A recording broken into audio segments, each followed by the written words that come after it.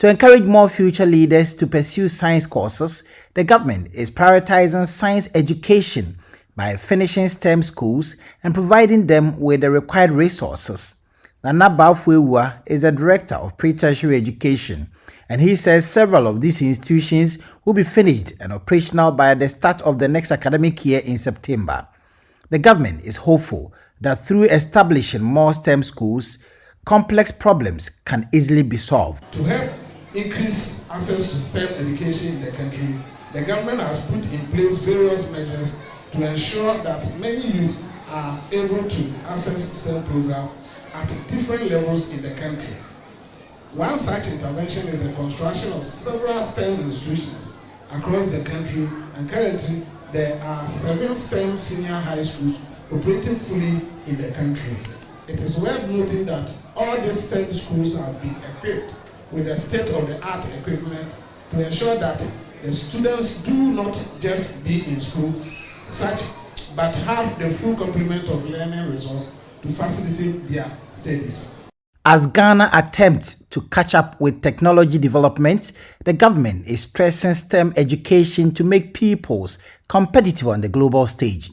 Students from the Methodist Girls and Galaxy International participated in numerous science experiments and projects at the Galaxy International School Fair, laying the foundation for healthy competition and creativity in science topics. Some of them expressed their opinions. I think the science fair is a very good initiative because it gives us the opportunity to be able to practice what we actually study in a way.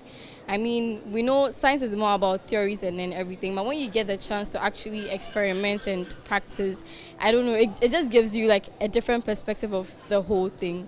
So I did an experiment earlier, and before I did the experiment, I had to do a lot of research, and the experiment was basically based on the production of instant fire, and that method is used to produce explosives and fireworks and a lot more. There are lots of experiments going on, and I am also yet to learn a lot from it. So I think this is a very good initiative, and it's very beneficial, not to me, but to everyone that comes. I think the science fair is actually a very great experience because it helps us practice whatever theory that we have learnt in class. Also, the science fair is not just about science, it's also about various groups or various industries, IT. And the fact that parents come here and come to your stand and ask you to explain to them what you've done is also a very key factor in my opinion, because it helps you develop the necessary communication skills that I believe you need outside the world of school. As we all know, everybody is hotwired differently.